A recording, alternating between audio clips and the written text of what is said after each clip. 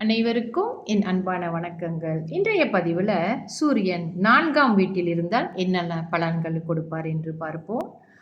4ஆம் வீடு என்பது கேந்திரஸ்தானம். அது மட்டுமல்லாமல் அது நம்மளுடைய தாயை பற்றி கூறக்கூடிய ஸ்தானம். நம்மளுடைய சொத்துக்களை பற்றி சுபஸ்தானம் என்று சொல்வார்கள். சொத்துக்களை பற்றி பேசக்கூடிய ஸ்தானம் அது 4ஆம் ஸ்தானம்.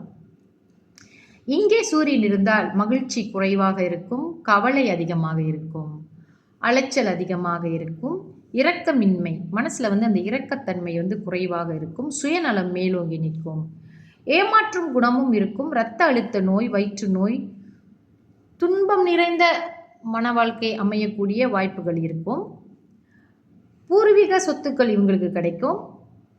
மற்றபடி இந்த சூரியன் அந்த இடத்துல பலம் இல்லாமல் இருந்துச்சுன்னா, நல்ல அது நீச்சமாகவோ பகையாகவோ இந்த மாதிரி இருந்துச்சுன்னா நிச்சயமாக இவங்களுக்கு அரசாங்கத்தால் வெற்றி கிடைப்பது, ஏதாவது ஒரு முயற்சி நீங்கள் செய்யும் பொழுது அங்கே உங்களுக்கு கொஞ்சம் கஷ்டப்படுவீங்க. அரசாங்கத்தினால் ஒரு முடிவு, ஒரு நல்ல முடிவு கிடைப்பது கஷ்டமாக இருக்கும், வெற்றி பெறுவது கடினமாக இருக்கும்.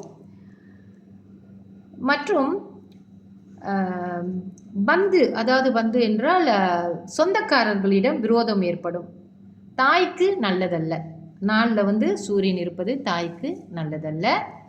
தொடர்ந்து 5ஆம் இடத்தில் சூரியன் இருந்தால் என்ன பலன்கள் கொடுப்பார் என்று நாளைய பதிவில் பார்ப்போம். நன்றி, வணக்கம்.